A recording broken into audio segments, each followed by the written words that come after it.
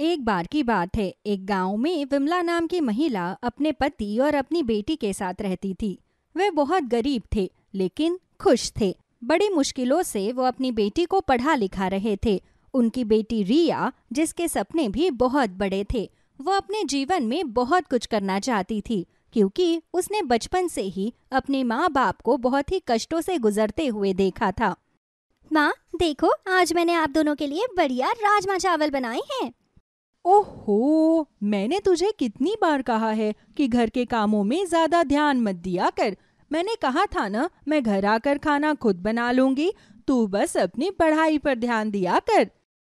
माँ, तुम पूरा दिन घर से बाहर रहती हो और इतना काम करके थकी हारी रात को घर लौटती हो, तो क्या मैं तुम्हारे लिए ठीक से प्यार से रात का खाना भी नहीं बना सकती?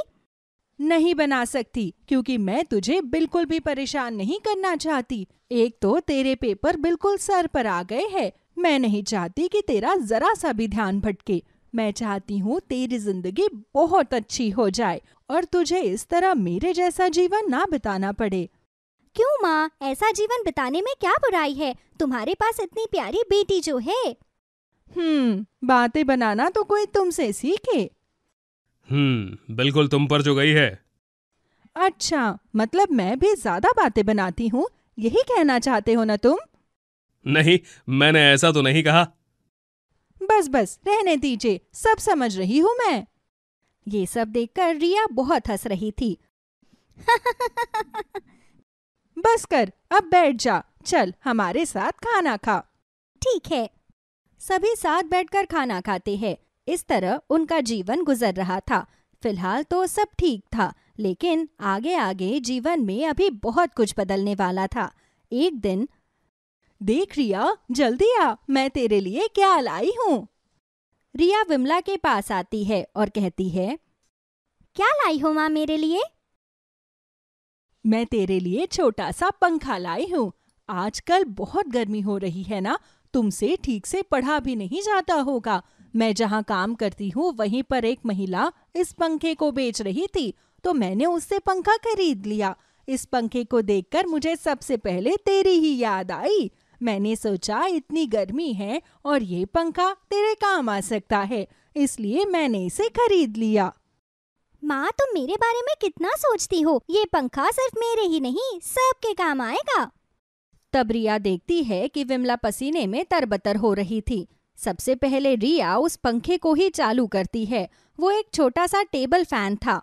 उसके बाद रिया मटके से ठंडा पानी लेकर आती है। लो माँ, अब पानी पी लो। इतनी गर्मी है कि मटके का पानी भी ठंडा नहीं लग रहा। हाँ, कोई बात नहीं माँ, तुम चिंता मत करो। जब मेरी अच्छी नौकरी लग जाएगी तब मैं तुम्हारे लिए बहुत सारा सामान लेकर आऊंगी, जैसे अच्छा कूलर और फ्रिज। हाँ ठीक है, मुझे तुझ पर पूरा भरोसा है, लेकिन तू अभी बस अपनी पढ़ाई पर ध्यान दे। बस तेरे कॉलेज के पेपर बस होते ही होंगे। हाँ माँ, मेरे एग्जाम को लेकर इतनी चिंता मत करो। चिंता कैसे ना करूँ बेटा, अब सब कुछ सोचना ही पड़ता है। कुछ समय बाद रिया के कॉलेज के एग्जाम हो जाते हैं और उसके बाद रिया की कॉलेज की पढ़ाई खत्म हो जाती है। माँ देखो, मैं अच्छे नंबरों से पास हो गई। वाह मेरी बच्ची, खुशी है मुझे। अब बस मुझे कहीं अच्छी सी कंपनी में नौकरी मिल जाए, उसके बाद आपको कोई भी काम करने की जरूरत नहीं होगी। हाँ हाँ, ज्यादा जल्दबाजी मत कर। जब तक मेरे हाथ पैर चल रही है तब तक तो मैं काम करूंगी ही। नहीं माँ, अब तुमने बहुत काम कर लिया। तुमने आज तक मेरे लिए बहुत कुछ किया है। अब मेरी बारी है तुम्हारे लिए कुछ करने की। रिया एक अच्छी सी कंपनी में काम की तलाश करती है। उसे वहीं थोड़ी दूर एक छोटी सी कंपनी में नौकरी मिल जाती है। जब ये बात रिया अपनी माँ को बताती है तब उसे बहुत खुशी होती है। चल अच्छा है, तुम्हें नौकरी तो मिली। हाँ माँ, लेकिन जहाँ नौकरी मिली है वो बहुत छोटी कंपनी है, उसमें मेरी सैलरी बहुत कम है। तो क्या हुआ, इसमें इतना दुखी होने वाली क्या बात है? हमेशा शुरुआत तो छोटे से ही होती है। आज अगर कोई छोटी चीज हासिल हुई है तो कल को बड़ी भी होगी। इस पर हमें उदास नहीं होना चाहिए। छोटे छोटे कदम लेकर ही इंसान आगे बढ़ता है।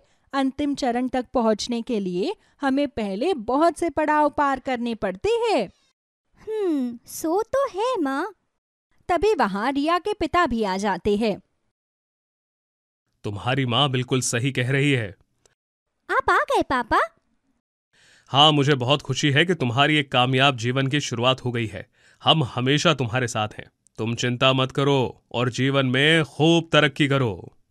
इस तरह रिया अपने जीवन में आगे बढ़ रही थी। रिया हर रोज नौकरी तो करती थी, लेकिन उसे वहाँ नौकरी करना अच्छा नहीं लगता था। एक दिन ऑफिस में, क्या बात है रिया, काम पर तुम्हारा ध्यान नहीं है? क्या हुआ सर? तुमने सभी फाइल्स में बहुत सारी मिस्टेक की हैं, जिन्हें ठीक नहीं किया गया। ऐसे कैसे चलेगा रिया? सॉरी सर, मैंने ध्यान नहीं दिया। मैं आगे से ध्यान रखूंगी। अच्छा होगा तुम ध्यान रखो, मुझे तुम्हें दोबारा टोकना ना पड़े। मैनेजर रिया को डांटकर वहाँ से चला जाता है। क्या बात है, मैं भी देखती हूँ आजकल तुम्हारा ध्यान बिल्कुल भी एक जगह नहीं रहता। बस यार, मैं क्या बताऊँ, मेरा यहाँ इस कंपनी में जॉब करने का मन ही नहीं करता। हमें कितनी कम सैलरी देते हैं, हमसे तो बस मजदूरी करवाई जा रही है यहाँ पर। हाँ यार, बात तो सही कह रही है, लेकिन अब हम कर भी क्या सकते हैं, हमारी मजबूरी है। रिया अक्सर नौकरी में कमियां ही निकालती थी, इसलिए वो चिड़चिड़ी भी रहती थी। एक दिन घर पर, मेरी नौकरी बिल्कुल भी अच्छी नहीं है माँ, मुझे वहाँ बहुत कम पैसे मिलते हैं। इतने पैसों में हमारा गुजारा नहीं होगा। बेटा, सब सही तो है, अच्छा गुजारा हो रहा है हमारा। अब हम घर में अच्छा खाना भी खा पा रहे हैं, और भला इसके अलावा क्या ही चाहिए हमें?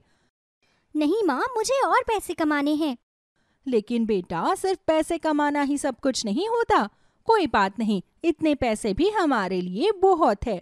कम से कम अब हमने कुछ तो तरक्की की है जिंदगी में, वरना पहले तो हमें कई बार एक वक्त के खाने के बारे में भी सोचना पड़ता था।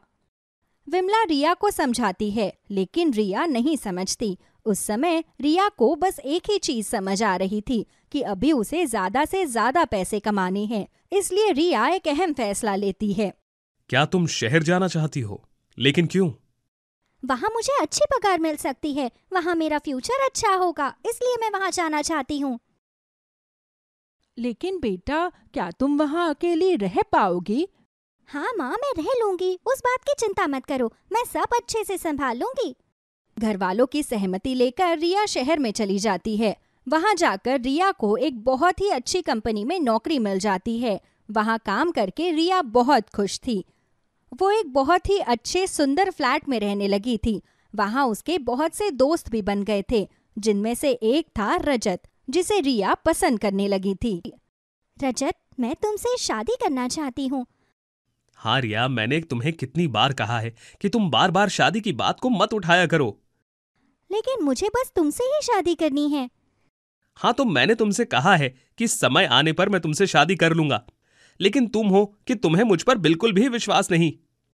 नहीं, ऐसा नहीं है। ऐसा ही है, इसीलिए तो तुम बार बार इस बारे में बात करती हो। रजत रिया से नाराज हो जाता है। रिया उसे मनाने की कोशिश करती है। तब, अच्छा ठीक है, तुम एक काम करो, मुझे कुछ रुपए दे दो। तुम्हें पता है अभी कुछ प्रॉब्लम चल रही है, लेकिन तुम चिंता मत करो, मैं बाद में तुम्हें सारे पैसे लौटा दूंगा। बाद में मैं सब हिसाब किताब कर लूंगा। तुम ऐसी बातें मत किया करो रजत, हमारा कोई हिसाब किताब अलग नहीं है, हमारा सब कुछ एक ही है, इसलिए तुम इन बातों की चिंता मत किया करो। थैंक यू रिया, तुम बहुत अच्छी हो। शहर में आने के बाद रिया का लाइफस्टाइल काफी चेंज हो गया था। अब वो महंगे कपड़े पहनने लगी थी और उसका लाइफस्टाइल भी अपग्रेड हो गया था। अब तो वो अपने घर वालों से भी ठीक से बात नहीं करती थी। हाँ माँ, मैंने कहा था ना, मैं बाद में आ जाऊंगी, अभी मैं नहीं आ सकती, मुझे बहुत जरूरी काम है। इतना कहकर रिया फोन काट देती है और वहीं दूसरी तरफ, पता नहीं इस लड़की को क्या हो गया है, अब तो हमसे ढंग से दिन में एक बार बात तक नहीं करती। कोई बात नहीं, वहां काम होगा, इसीलिए बात नहीं कर पाती होगी। शहर में वैसे भी बहुत काम रहता है। हाँ, बस सब ठीक ही हो। शहर के चकाचौंध में रिया अपने माता पिता को तो भूल ही गई थी। वो जितने पैसे कमाती उतने या तो खुद पर या रजत और अपने दोस्तों पर उड़ा देती थी। अब वो बहुत पार्टियां करने लगी थी। वो अपने माता पिता को इग्नोर करती, लेकिन कुछ टाइम बाद उसे पता चलता है कि रजत उसे धोखा दे रहा था। तुमने मेरे साथ ऐसा क्यों किया? तुम्हें क्या लगता है मैं तुम्हारे साथ पूरा जीवन बिताना चाहूंगा? तुम जैसी लड़कियों के साथ पूरी लाइफ जीना बड़ा मुश्किल होता है। तुम्हें तो मैंने बस टाइम पास के लिए रखा था। ये सब बातें सुनकर रिया को बहुत बुरा लगा। उसके पांव तले जमीन खिसक गई थी।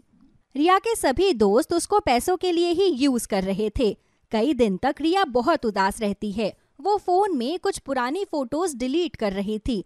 तब उसे फोन में एक वीडियो मिलती है जिसमें उसकी मम्मी मटके का पानी पी रही थी और कह रही थी कि मटके का पानी बहुत गर्म होता है, काश हमारे पास भी फ्रिज होता। जिस पर रिया ने जवाब दिया कि एक दिन वो उनके लिए फ्रिज लेकर आएगी। ये सब देखकर रिया की आंखें नम हो जाती है। मैं तो भूल ही गई थी कि मैं यहाँ किस मकसद से आई थी। मेरा इकलौता मकसद था कि मुझे ज्यादा पैसे कमाकर अपने माँ बाप को अच्छा जीवन देना था, लेकिन मैं यहाँ आने के बाद उन्हें ही भूल गई जिन्होंने मेरे लिए इतने कष्ट सहे, और अपना कीमती समय मैंने ऐसे लोगों पर बर्बाद किया जिन्हें मेरी कोई कदर ही नहीं थी। लेकिन अब मैं उनके लिए बहुत कुछ करना चाहती हूँ। अगले कई महीनों तक रिया खूब मेहनत करती है और पाई पाई जोड़ती है। वो अब हर रोज अपने माता पिता से अच्छे से बात करती और कुछ महीनों बाद वो घर जाती है। बेटा, तू आ गई? कितने महीनों बाद आई है। तुझे देखने के लिए तो मेरी आंखें ही तरस गई थी। हाँ बेटा, तू ठीक तो है ना? हाँ माँ, पापा, मैं बिल्कुल ठीक हूँ। आप बताइए, आप ठीक है ना? हाँ बेटा, हम बिल्कुल ठीक है। अब हमने तुझे देख लिया तो हम और ठीक हो गए। ये बात सुनकर रिया को बहुत खुशी होती है। मैं आपके लिए कुछ लेकर आई हूँ। विमला और रमेश देखते हैं कि रिया उनके लिए एक बहुत बड़ा फ्रिज और घर का बहुत सारा सामान लेकर आई है। बेटा, इन सब की क्या जरूरत थी? जरूरत थी माँ, आपने मेरे लिए इतना कुछ किया तो मेरा इतना फर्ज तो बनता ही है। अब से मैं यहीं आप लोगों के साथ रहूंगी और यहीं से अपना काम करूंगी। ठीक है बेटा, जैसा तुम्हें ठीक लगे। इस तरह रिया खुशी खुशी अपना आगे का जीवन अपने परिवार वालों के साथ व्यतीत करती है। गरीब पूनम ने अपनी बेटी पारुल की शादी जैसे तैसे जयप्रकाश के साथ करा दी। लेकिन जब पारुल जयप्रकाश के घर गई तो वो वैसा नहीं निकला जैसा पूनम को बताया गया था। वो नंबर 1 का आलसी और कामचोर था। उसे लगा कि पूनम घर घर काम करती है, वो भी उसकी बेटी से शादी कर लेगा तो उसकी बेटी काम करेगी और वो आराम से खाएगा। लेकिन पूनम नहीं चाहती थी कि उसकी बेटी भी उसकी तरह सारी जिंदगी लोगों के घरों में काम करे। और जब ये बात पूनम को पता चलती है, उसकी माँ ने तो मुझसे कहा था कि मेरा बेटा बहुत कमाऊ है, तुम्हें बड़े अच्छे से रखेगा। वो सब तो अब हो गया ना माँ, लेकिन अब मैं क्या करूं? मुझे अच्छा नहीं लगता। मैं तो कभी तेरे साथ भी किसी के घर काम करने नहीं गई। अब मैं क्या बताऊं बेटी, अगर मैं तुझे वापस तेरे मायके बुला लेती हूं तो लोग क्या कहेंगे कि तुझ में ही कमी थी जो ससुराल में रुक नहीं पाई। चल बेटी, मैं तेरे साथ तेरे ससुराल चलती हूँ और उनसे जाकर बात करती हूँ। ऐसा होता है क्या? भला शादी से पहले कुछ और कहा और शादी के बाद कुछ और। पूनम तभी पारुल को साथ ले उसकी ससुराल पहुंच गई, जहां उसकी सास पहले से ही गुस्से में बैठी हुई थी। देखो बहन, तुम अपनी बेटी के साथ यहाँ आ तो गई हो, लेकिन बेटी की माँ को ज्यादा ससुराल में दखल नहीं देना चाहिए, वरना उसकी बेटी का घर उजड़ जाता है। घर उजाड़ने वाली बात आप कर रही हो बहन जी। आपने शादी से पहले कहा था कि पारुल से आप काम नहीं करवाएंगी, लेकिन अब ये सब क्या है? हाँ, अरे क्या है क्या? नई नई शादी हुई है भाई, इनको भी पैसों की जरूरत है। आगे इनका परिवार बड़ा होगा तब कहीं से मांग कर खाएंगे क्या? अभी से दोनों पति पत्नी कमाकर इकट्ठा करेंगे तभी तो पैसा जुड़ेगा। चलो, मैं आपकी बात ऊपर कर देती हूँ, लेकिन भला ये क्या काम चुना है आपने? अपनी नई नवेली बहू से दूसरों के घरों में झाड़ू पोछा करवाओगी? कम से कम 6 महीने इसको घर में रखो, इसकी मेहंदी का रंग तो फीका पड़ने दो। तब तक अगर इसके लिए कहीं काम ढूंढना ही है तो किसी फैक्ट्री में ढूंढ लो। भाई, आजकल के बच्चों के तो नखरे भी बहुत हैं। काम भी इन्हें ऐसा चाहिए जिसमें इनकी इज्जत खराब ना हो जाए। ठीक है बहन, अब इतना तो मैं कर ही सकती हूँ, समझाऊंगी जयप्रकाश को। वैसे तुम्हें बता दूं कि मैं ऐसी सास हूं नहीं जो बहू बेटे के बीच में बोलूं, लेकिन अब क्या करूं। ठीक है बहन, अब जो तुम्हें ठीक लगे करना, लेकिन मेरी पारुल को परेशान मत करना। ये कहकर पूनम अपने घर वापस आ जाती है। वहीं पारुल अब ससुराल में आराम से रह रही थी, लेकिन रह रहकर उसे डर लग रहा था कि अब उसे सारी जिंदगी कमाना होगा। मैं कोई ऐसा काम क्यों नहीं कर लेती हूँ जो घर से ही हो जाए? क्यों मुझे फैक्ट्री तक जाना है? क्या सोच रही हो खड़ी खड़ी? एक कप चाय ही पिला दो। महंगाई तो इतनी हो गई है कि बस पूछो ही मत। थोड़े दिनों में लगता है काली चाय पीनी पड़ेगी। दूध का रेट आज भी 1 रुपए बढ़ गया। पर तुम्हें क्या? तुम्हें तो घर पर रहकर बिस्तर तोड़ने के सिवा और कोई काम नहीं है। सुनो जी, बार बार मुझे इन बातों के लिए ताने मत दिया करो। आप शादी ही मत करते। अगर मेरे आने से आपके घर का खर्चा इतना बढ़ गया है तो? बहुत जबान चलने लगी है तेरी। अगर इतने ही नखरे हैं तो बोरिया बिस्तर उठा और जाकर अपनी माँ के पास रह। वो उठाएगी तुम्हारा खर्चा सारी जिंदगी।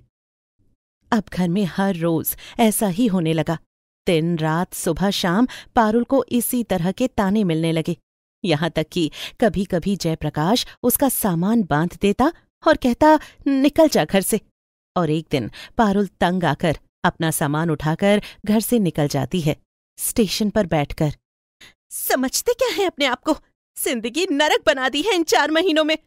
माँ के घर भी नहीं जाऊंगी, वो फिर मुझे वापस लाकर मेरी ससुराल में पटक देगी। मैं सीधा ट्रेन पकड़कर शहर चली जाऊंगी। हाँ, अगर नौकरी करके ही गुजारा करना है तो मैं खुद के लिए नौकरी करूंगी। और फिर शहर जाने वाली ट्रेन में पारुल चढ़ जाती है। ट्रेन में बैठे बैठे उसे बहुत तरह के ख्याल आ रहे थे कि वो कहाँ रहेगी, कैसे रहेगी, क्या करेगी, इसे काम मिलेगा भी या नहीं। तभी उसके साथ वाली सीट पर बैठी हुई एक बूढ़ी अम्मा की तबीयत खराब होने लगती है। वो अपने थैले में से पानी निकालकर उस बूढ़ी अम्मा को पीने के लिए देती है।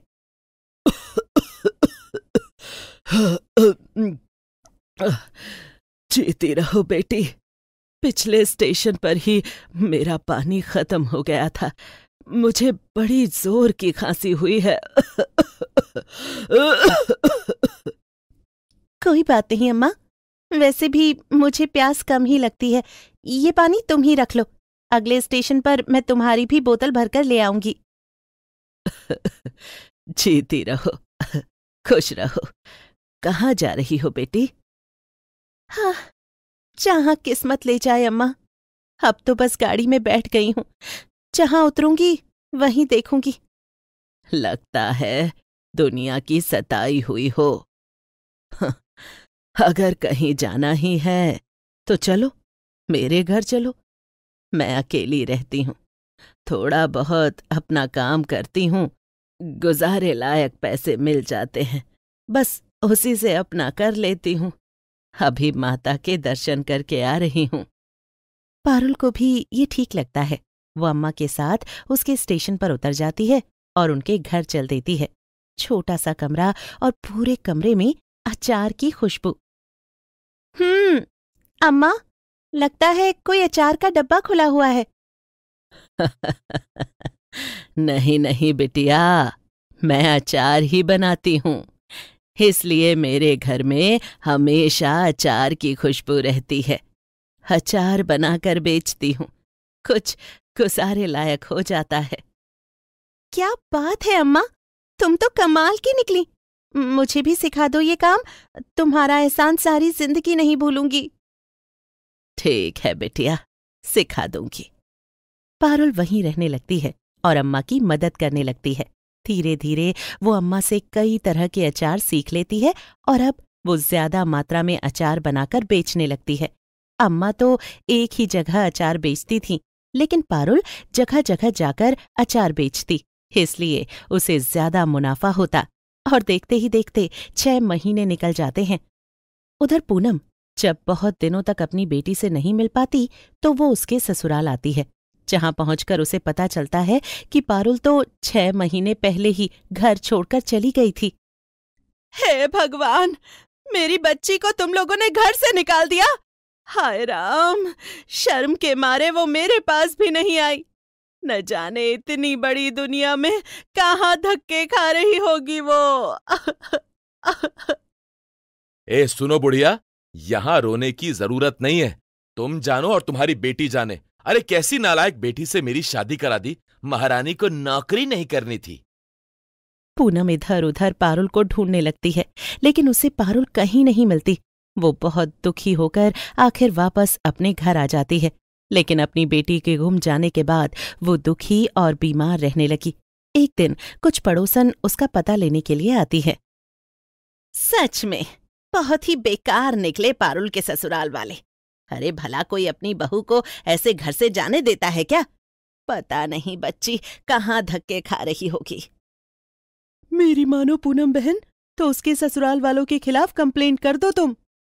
तुम सब लोग भगवान से दुआ करो कि मेरी बेटी जहां भी हो सही सलामत हो और बस मुझे मिल जाए। मिल जाएगी बहन, मिल जाएगी। बस तू अपनी तबीयत का ध्यान रख। तभी सारी पड़ोसनें जो उसके लिए थोड़ा बहुत खाने पीने का सामान लाई थीं, उसके पास रखकर चली जाती हैं। और वहां पारुल, अम्मा खुश हो जाओ, आज तो मैं 2-3 दुकानदारों से मिली और उन्हें अपने हाथ का अचार खिलाया। कहने लगे कि बहुत अच्छा अचार है, हाथों हाथ बिक जाएगा। और आज मुझे काफी सारे ऑर्डर्स मिले हैं। ये काम पूरा हो गया तो समझो हमारी चांदी ही चांदी। सालों से मैं भी यही काम कर रही हूं, लेकिन कभी इतना ऊंचा नहीं सोचा। बेटी, तेरी किस्मत से तो मैं भी धनी हो जाऊंगी। दोनों माँ बेटी मिलकर खूब अचार बनाएंगे। अम्मा के माँ बेटी बोलते ही पारुल को अपनी माँ की बहुत याद आई और उसने सोच लिया कि जैसे ही वो ये ऑर्डर पूरा करेगी, अपनी माँ के पास जाएगी और उसे भी यहीं ले आएगी। और किस्मत ने भी पारुल का साथ दिया। उसका बनाया हुआ अचार हाथों हाथ बिक गया।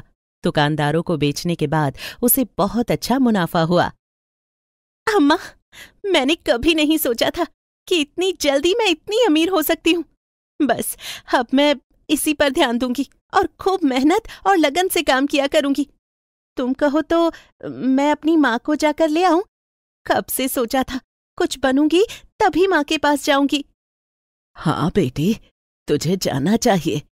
पता नहीं वो बेचारी किस हालत में होगी, तुझे कहाँ कहाँ ढूंढ रही होगी। अगले ही दिन पारुल ट्रेन पकड़कर अपनी माँ के घर पहुंच जाती है। चारपाई पर लेटी हुई उसकी माँ बीमारी के कारण बहुत कमजोर हो गई थी, लेकिन पारुल को देखते ही जैसे उसके शरीर में जान आ गई। वो पारुल से लिपट कर रोने लगी। अरे अम्मा, रोने के दिन तो चले गए, अब तेरी बेटी अमीर हो गई है और तूने ये क्या हालत बना रखी है। मुझे पता था मेरी याद में तेरी ऐसी ही हालत हो जाएगी। चल, मैं कुछ खाने को लाई हूं, पहले खाना खाते हैं, फिर डॉक्टर को दिखाते हैं और 1-2 दिन के बाद तू मेरे साथ चलेगी। मैं तुझे अम्मा से मिलवाऊंगी। मेरी छोटी सी पारुल इतनी बड़ी हो गई है, कम से कम मेरे पास एक बार आ तो जाती। अब आ गई हूं ना माँ। और 2-3 दिन पारुल अपनी माँ के पास ही रुकती है और ये खबर उसके ससुराल वालों को भी मिल जाती है कि पारुल अपने घर आई है और वो अब अमीर हो गई है। तुरंत ही जयप्रकाश और उसकी माँ पारुल को लेने पहुंचते हैं। तुम दोनों की हिम्मत कैसे हुई यहाँ आने की? मेरी बात कान खोलकर सुनो, मैं तुम लोगों के साथ नहीं जाऊंगी। और हाँ, मैं इस शादी को नहीं मानती। मैं इस शादी को खत्म कर रही हूँ। लालची लोगों, अगर मुझे कमाकर ही अपना गुजारा करना है तो मैं तुम लोगों के लिए क्यों कमाऊं? खुद के लिए और अपनी माँ के लिए ना कमा लूं? गुस्सा थूक दे पारुल, चल घर चल। मैंने सुना है कि तू अचार बेचकर अमीर हो गई है, तो ये काम तो तू घर से भी कर सकती है ना। सुन लालच के पुजारी, अभी कहा ना मैंने कि अगर मुझे कमाना है तो मैं अपने और अपनी माँ के लिए कमाऊंगी। चले जाओ यहाँ से और अपनी सूरत मत दिखा देना, वरना मैं तुम दोनों की कंप्लेंट कर दूंगी। और इस बात में पारुल का साथ उसके पड़ोसी भी देते हैं। कुछ दिन वहीं रहकर वो अपनी माँ को वहां से ले आती है और अम्मा से मिलवाती है। फिर तीनों मिलकर अपने बिजनेस को और आगे तक लेकर जाती हैं। जयप्रकाश और उसकी माँ हाथ मलते रह जाते हैं।